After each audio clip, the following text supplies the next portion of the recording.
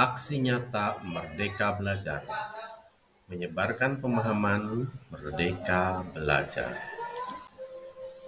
Topik yang akan kita bahas pada kali ini yaitu tentang Merdeka Belajar. Yang pertama, Modul 1, mengenali dan memahami diri sebagai pendidik. Modul 2, mendidik dan mengajar.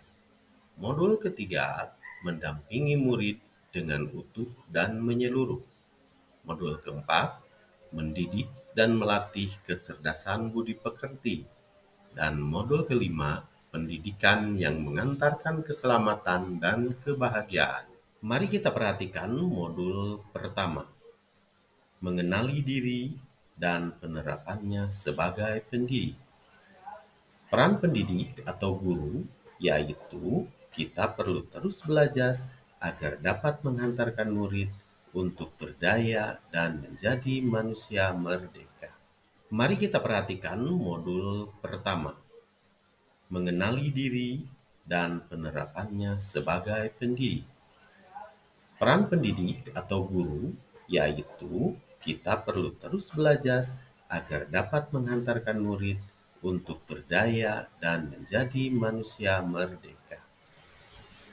Agar siswa dapat tumbuh menjadi pribadi yang mandiri dan merdeka, maka guru perlu menuntun dan membimbing murid mengenal potensi dalam dirinya. Guru berupaya menentukan tujuan dan kebutuhan belajarnya yang relevan dan kontekstual terhadap lingkungannya. Mendidik dan mengajar. Pendidikan. Pendidikan tempat menaburnya benih-benih kebudayaan yang hidup dalam masyarakat sekaligus sebagai instrumen tumbuhnya unsur peradaban. Sedangkan pengajaran ada suatu cara menyampaikan ilmu atau manfaat bagi hidup anak-anak secara lahir maupun batin. Jadi, kesimpulannya adalah pengajaran bagian dari pendidikan, mengajar bagian dari mendidik. Menurut Ki Hajar Dewantara, pendidikan sebagai tuntunan, yaitu tuntunan dalam hidup tumbuhnya murid. Lalu, apa peran pendidikan? Peran pendidikan yaitu menuntun murid agar bisa bertumbuh dan berkembang sesuai kodratnya. Modul 3, mendampingi murid dengan utuh dan menyeluruh. Tidak ada individu yang sama dan zaman selalu bergerak dinamis. Pendidikan seyogianya bukan sesuatu hal yang tidak mudah berubah atau kaku. Penyesuaian yang sesuai konteks merupakan pendekatan yang perlu kita usahakan setiap waktunya sebagai seorang pendidik. Kodrat murid dipengaruhi oleh kodrat keadaan. Yang pertama, kodrat alam. Bagian dari dasar pendidikan yang berkaitan dengan sifat dan bentuk lingkungan di mana murid berada. Kemudian kodrat zaman, bagian dari dasar pendidikan murid yang berkaitan dengan isi dan irama. Kita mengenal dengan apa yang disebut asas trikon. Yang pertama, continue, yaitu perkembangan yang secara berkesinambungan dilakukan terus-menerus dengan perencanaan yang baik. Yang kedua, konvergensi.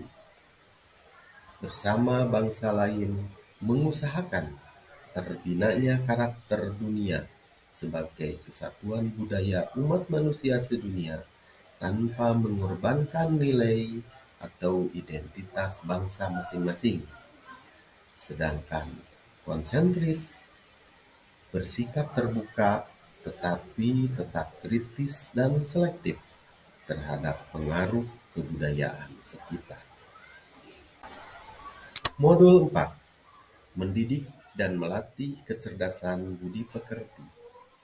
Watak atau budi pekerti merupakan kodrat setiap manusia, sehingga kita sebagai pendidik perlu memahami kodrat itu dan dapat mendampingi tumbuhnya kecakapan budi pekerti murid dalam kegiatan-kegiatan pembelajaran yang dialaminya. Di sekolah, pendidikan ikut turut serta berperan membantu murid untuk mencerdaskan budi pekerti dengan tuntunan dan teladan yang sesuai dengan kebutuhan murid. Modul 5. Pendidikan yang mengantarkan keselamatan dan kebahagiaan. Fungsi pendidikan yaitu mengantarkan murid agar siap hidup dan memberikan kepercayaan kepada murid bahwa di masa depan mereka mampu mengisi zamannya demi mencapai keselamatan dan kebahagiaan. Pendidikan sejatinya dapat mengantarkan murid untuk keselamatan dan kebahagiaan. Pendidikan tidak hanya memberikan informasi dan pengetahuan saja, melainkan pendidik juga harus mendorong murid untuk menemukan pemahaman bermakna yang relevan dengan kehidupannya. Sekian dan terima kasih Bapak Ibu guru yang hebat. Terakhir, saya memohon Bapak Ibu mengisi umpan balik dengan melengkapi kalimat-kalimat berikut. Di antaranya ada pertanyaan nomor 1. Dari paparan yang saya sampaikan sebelumnya, saya pikir titik-titik-titik mohon diisi Bapak Ibu.